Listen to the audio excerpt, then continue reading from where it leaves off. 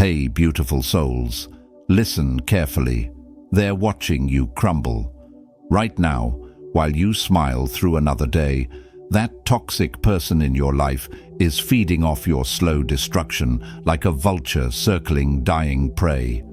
Your hands shake when their message arrives. Your voice cracks when you tell friends you're fine. Your soul screams in silence while they parade your patience as weakness. Marcus Aurelius wrote these words while plague ravaged his empire and betrayal poisoned his court. The impediment to action advances action. What stands in the way becomes the way. The most powerful man on earth wasn't writing philosophy from comfort. He was bleeding these truths while toxic senators plotted his death and false friends smiled with daggers behind their backs. You feel it, that suffocating weight pressing against your ribs every morning. That person who makes your sanctuary feel like a battlefield. Maybe they're sleeping next to you right now. Their presence a constant reminder that home isn't always where the heart is. Sometimes it's where the hurt lives.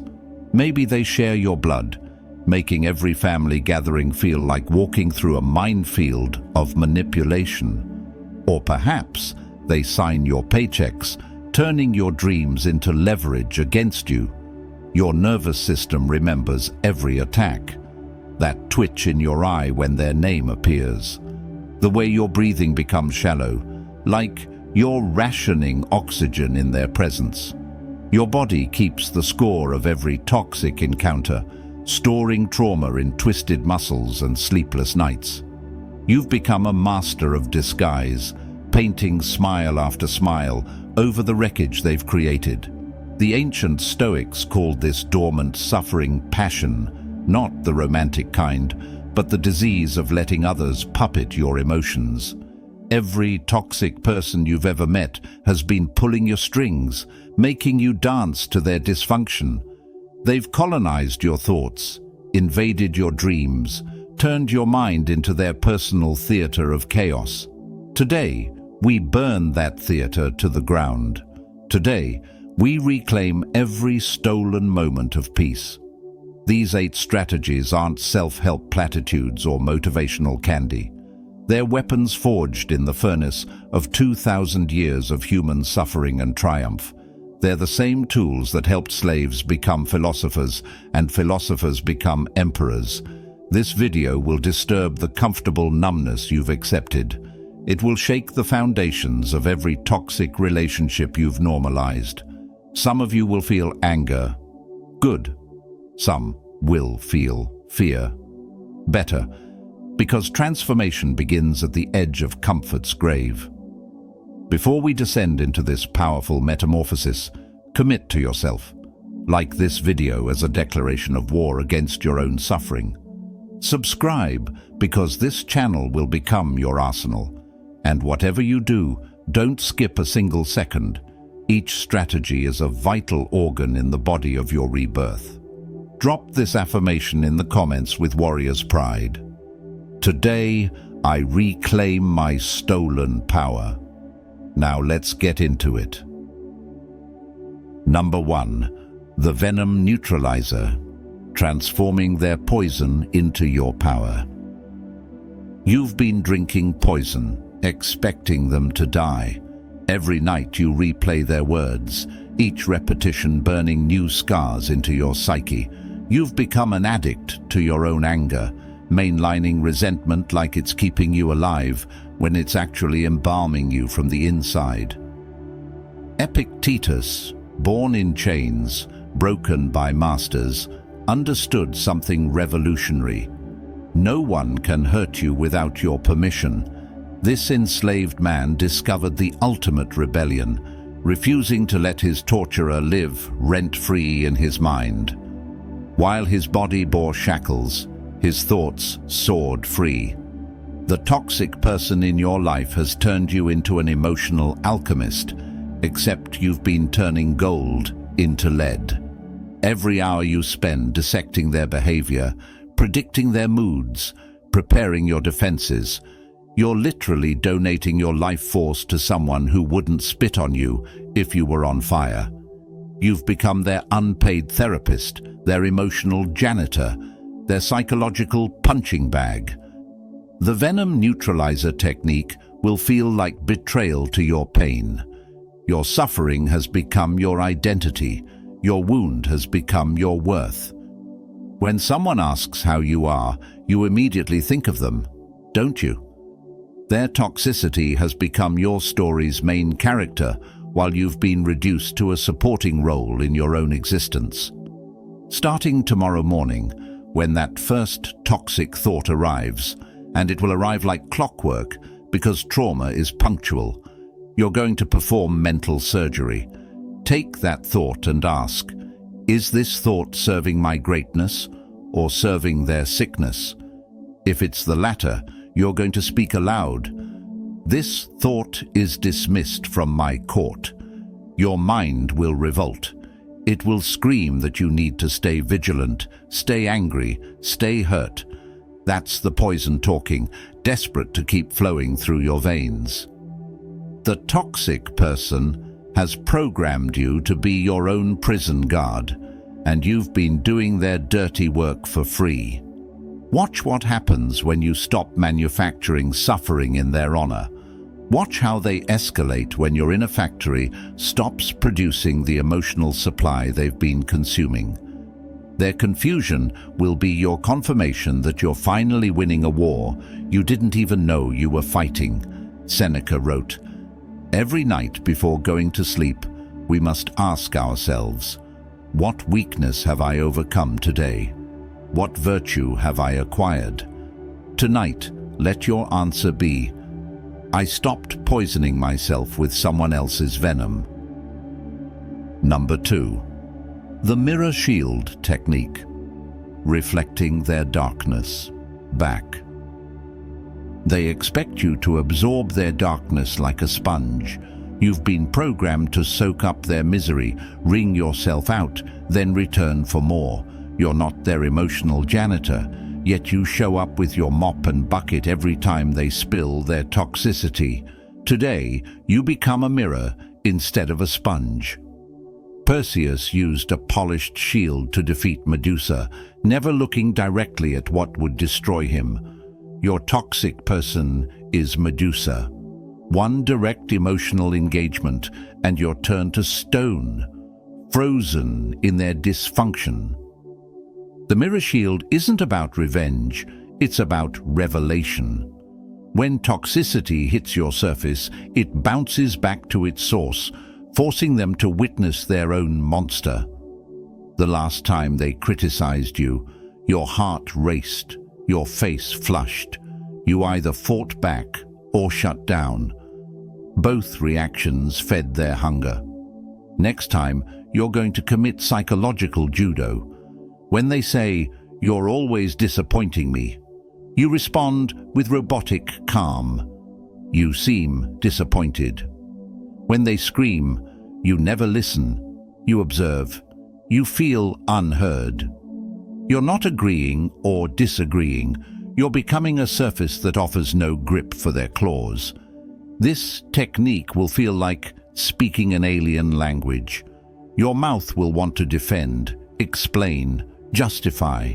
That's your conditioning screaming. You've been trained to engage in their combat, to show up for every fight they schedule. The mirror shield ends the war by refusing to be a combatant. Marcus Aurelius commanded legions, but wrote, "How much trouble he avoids, who does not look to see what his neighbor says or does."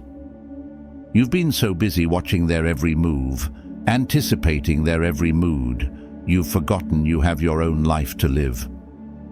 The mirror shield returns their projections to sender, marked "No longer at this address." Their confusion will be immediate and intoxicating. They'll increase the intensity, desperate to get their usual reaction.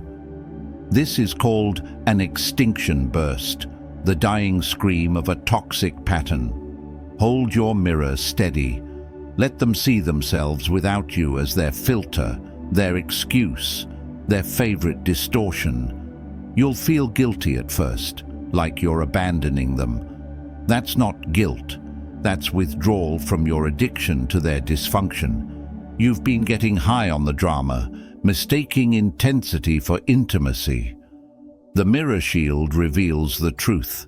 Their toxicity was never about you. You were just the screen they projected their self-hatred onto. Number 3. The silence weapon, starving their chaos of your voice. Silence terrifies them more than death. Your words have become their cocaine, and they'll do anything to get you talking, provoke, guilt, explode, beg. You've been their dealer, supplying endless explanations, justifications and defenses. Every word you speak is ammunition they reload and fire back at you. Today, you become the void that swallows their noise. Epictetus taught, "Be silent for the most part, or speak what is necessary in few words." But this isn't passive silence. This is aggressive peace. This is the silence of a predator who doesn't need to roar.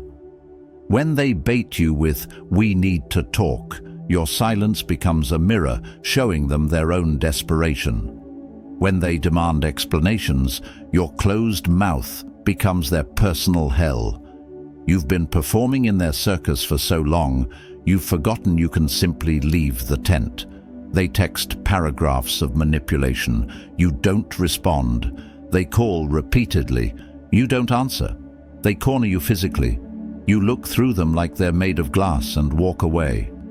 Your silence isn't rudeness. It's the sound of self-respect.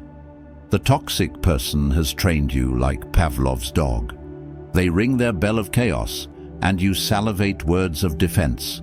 They've conditioned you to believe that not responding is cruel, that silence is violence.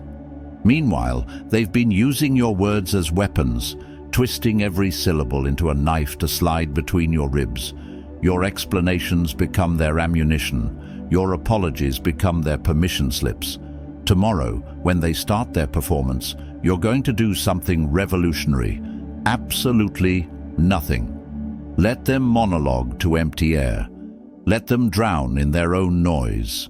Watch them suffocate on the silence where your reaction used to live. They'll escalate, crying, screaming, threatening. This is the death rattle of their control over you. The Stoics understood that most words are wasted breath, especially with those who listen only to respond, not to understand. Your toxic person doesn't want communication. They want domination. Every conversation is a competition they must win. By refusing to play, you don't just leave the game, you burn down the entire arena. Your throat will ache with unspoken words. Your chest will burn with suppressed defenses. Let them burn. That fire is cremating the person you used to be. The one who believed they could talk their way into being treated with respect. Number 4. The time assassin, killing their access to your life. Time is the only currency you can't earn back, and you've been hemorrhaging it into their bottomless pit of need. They text at 2 a.m. with emergencies that aren't emergencies. They show up uninvited, expecting you to drop everything. They stretch 5-minute conversations into 5-hour emotional waterboarding sessions. You've become their 24/7 emotional emergency room, always on call for their manufactured crises. Seneca wrote, "Nothing, to my way of thinking, is a better proof of a well-ordered mind than a man's ability to stop just where he is." But you can't stop, can you? When they call, you answer. When they need, you provide. When they bleed, you bandage. You've become so accessible that you've made yourself worthless, a commodity so abundant it deserves no respect. The time assassin technique will feel like committing murder, because that's exactly what it is. You're killing their access to your life force. Starting now, you're operating on a new timeline where they don't exist. Their calls go unanswered during your sacred hours. Their texts wait days for responses, if they get them at all. Their emergencies are met with the beautiful silence of your absence. You'll feel the withdrawal symptoms immediately. That sick anxiety when you see missed calls piling up. That programmed guilt whispering you're being cruel. That fear that they'll abandon you if you're not instantly available. Good. Let them. Their abandonment would be the greatest gift they could give you, the gift of their absence. The toxic person has colonized your calendar, making you believe your time belongs to them. They've gaslit you into thinking boundaries are selfishness, that self-preservation is cruelty. Meanwhile, they guard their own time like a dragon guards gold, only calling when they need something, only appearing when it serves them. Marcus Aurelius ruled an empire, but understood. At dawn, when you have trouble getting out of bed, tell yourself, I have to go to work, as a human being. Your work isn't to be their emotional servant. Your work is to live your own life, pursue your own purpose, honor your own existence, delete their number, block their socials during your productive hours, set your phone to do not disturb and let them disturb themselves. Watch how quickly they find another victim when your emotional restaurant closes. Watch how their emergencies mysteriously resolve when you're not available to witness them. Number 5. The reality documentary. Recording their patterns of destruction. You've been gaslit so long, you question your own memories. They've rewritten history so many times, you can't tell what's real anymore. That never happened. You're too sensitive. You're remembering it wrong. They've made you the unreliable narrator of your own abuse. Today, you become the documentarian of their destruction. The Stoics practice daily reflection, but you're going beyond reflection. You're creating evidence. Every toxic encounter gets logged. Every manipulation gets recorded. Not for revenge, but for revelation. When they twist yesterday's words, you have the receipts. When they deny last week's cruelty, you have the proof. This isn't about convincing them. They know what they're doing. This is about convincing yourself. Start your toxic person journal tonight. Time, date, exact words, your physical response. Tuesday, 3 p.m. They screamed about the dishes for 40 minutes. My hands shook for 2 hours after. Couldn't eat dinner. Write it like you're a scientist observing a dangerous specimen. No emotion, just facts. Just patterns emerging from the chaos they've convinced you is normal. After 2 weeks, read your documentary back to yourself. Watch the pattern emerge like a horror movie plot you've been living but couldn't see. The cycle reveals itself. Tension, explosion, fake apology, honeymoon, repeat. You'll see how they've programmed you to accept scheduled destruction, to anticipate and even crave the honeymoon phase that follows their hurricanes. Epictetus said, "Don't explain your philosophy, embody it." Your documentation isn't philosophy, it's photography. It's capturing the truth they've been distorting.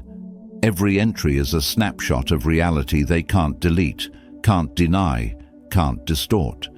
Your journal becomes your anchor when they try to sweep you into their alternate universe, where you're always wrong and they're always the victim. They'll notice you're documenting if you're obvious about it. Good.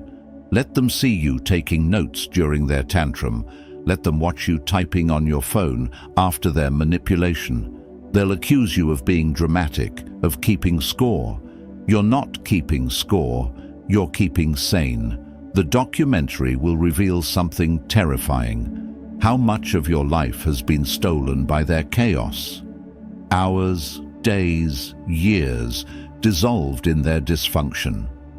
The journal becomes your wake-up call, your evidence file, your permission slip to leave or limit contact.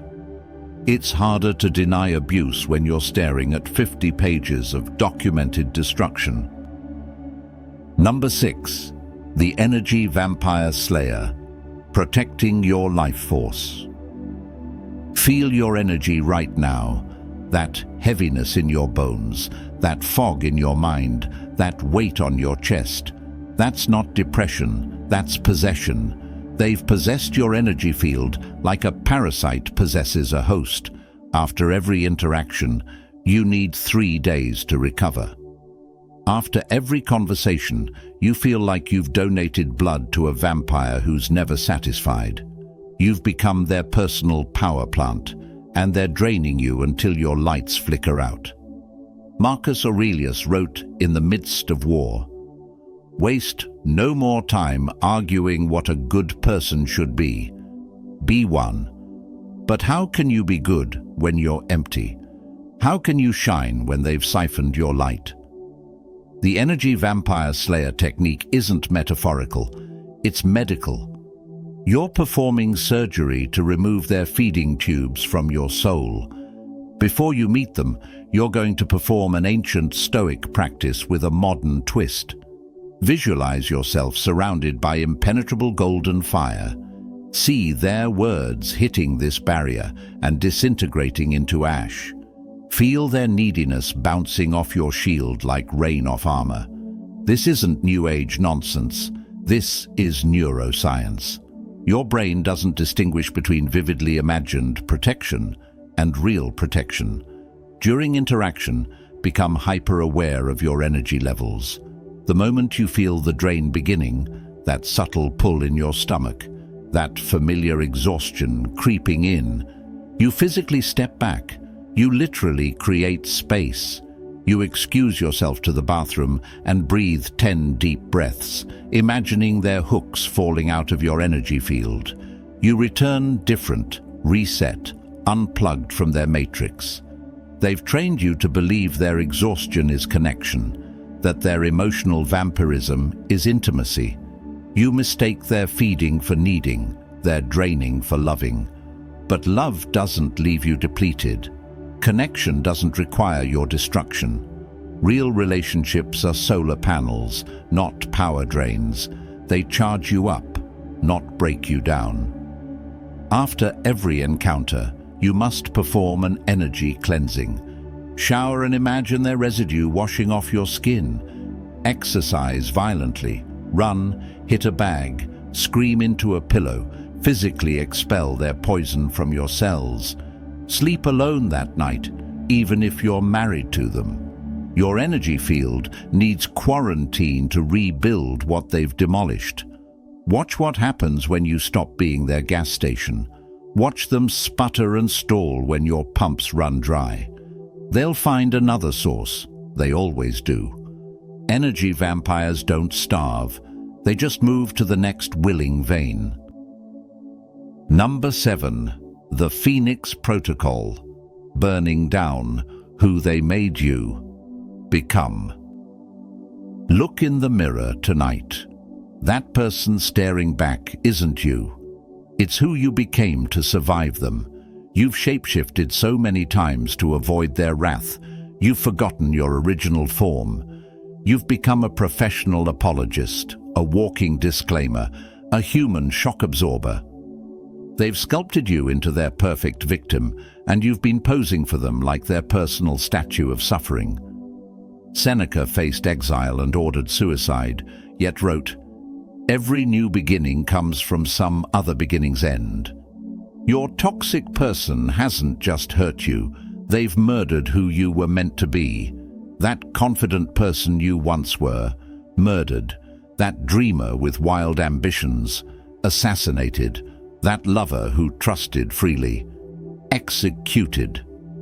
They're a serial killer of spirits, and you're their masterpiece of destruction. The Phoenix Protocol demands you burn it all down.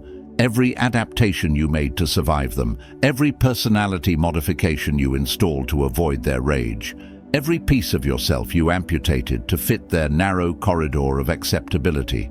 Tonight, write down who you've become to survive them. I apologize constantly. I second-guess everything. I make myself small. I laugh at their cruel jokes. I pretend I don't have needs. Read that list aloud, then burn it. Literally, safely burn that paper and watch that false self turn to smoke. As it burns, speak. This isn't me. This was my costume in their circus. The show is over. Tomorrow, you begin the reconstruction. Every time you catch yourself apologizing for existing, stop mid-sentence. Every time you make yourself smaller to make them comfortable, stand taller instead. Every time you laugh at their cruelty, let your face show the disgust you really feel. You're going to be awkward, uncomfortable, terrifying to the toxic person who depends on your performance. They'll say you've changed, you're difficult, you're not the person they knew. Correct. You're not the person they created. You're the person you're creating. The Phoenix Protocol isn't about becoming someone new. It's about excavating who you always were beneath their avalanche of abuse. The Stoics believed in amor fati, love of fate. But you don't have to love what happened to you. You have to love who you're becoming because of what you survived. Your toxic person gave you the gift of rock bottom, the solid foundation from which phoenixes rise. Number 8. The strategic disappearance, the art of becoming a ghost. Sometimes the only way to win is to vanish. Not dramatically, not with grand announcements, but slowly, strategically, like fog dissipating at dawn. You've been so present in their chaos, so reliable in their dysfunction, that your absence will be the loudest statement you've ever made. The strategic disappearance isn't running away. It's walking toward your life while they're left talking to your shadow. Epictetus taught, "Wealth consists not in having great possessions, but in having few wants." Your toxic person is not a want. They're a wound that won't heal because they keep picking at it. The strategic disappearance begins with one less text responded to, one less call answered, one less minute given. You're not ghosting. You're fading into your own life. Start with the 80-20 rule. Reduce your availability by 80%. If you usually respond in minutes, take hours. If hours, take days. If days, take weeks. Then reduce by another 80%. Watch them scramble to understand this new mathematics, where they're no longer the center of your equation. They'll multiply their efforts as you divide your attention. You'll feel like you're dying during this process. That's not death, that's detox. You've been addicted to their toxicity, mistaking chaos for connection, intensity for importance. Your nervous system will scream that something's wrong because peace feels foreign after years of war. Your anxiety will spike because you're not monitoring their moods. Let it spike. Let it peak. Let it pass. The disappearance must be strategic, not emotional. You're not vanishing from anger. You're appearing in your own life. While you fade from their world, you're becoming vivid in your own. Take the energy you used to spend on them and invest it in anything else. Learn a language, start a business, train for a marathon. Become so busy becoming yourself that you forget to suffer. Marcus Aurelius commanded armies but understood retreat. Be like the rocky headland on which the waves constantly break. It stands firm, and round it the seething waters are laid to rest. You're not the waves anymore, crashing against their rocky dysfunction. You're becoming your own headland, standing firm in your own life. They'll test your disappearance with emergencies, with love bombing, with threats. These are extinction bursts, the dying screams of their control. Don't respond to the death rattle. Let them exhaust themselves against your absence. Ghost them so completely that they start to question if you ever existed, while you finally start to exist for the first time. You've just armed yourself with 8 weapons forged in Stoic wisdom and tempered in real pain. These aren't just strategies. They're your declaration of independence from voluntary suffering. Your toxic person won't change. They won't suddenly see your worth. They won't apologize with the depth your wounds deserve. And that's the most liberating truth you'll ever swallow. Marcus Aurelius, Epictetus, Seneca, they all faced betrayal, abuse, toxicity. They didn't survive by hoping toxic people would change. They thrived by changing themselves, by becoming unshakable, unfuckwithable, unreachable by those who meant them harm. Your journey starts the second this video ends. Your toxic person is probably texting you right now, testing your chains. Will you answer? Will you engage? Or will you finally choose yourself with the ferocity of someone who's died 1,000 deaths in someone else's dysfunction? Like this video if you're ready for war against your own suffering. Subscribe if you're committed to this transformation. Share this with someone who's drowning in toxicity. Be their lifeline. Comment below with your battle cry, your affirmation, your declaration that today everything changes. Remember, you're not healing to spite them. You're healing to spite who you became, to survive them. Final affirmation for the warriors. I am the toxic person's worst nightmare, someone who chose themselves.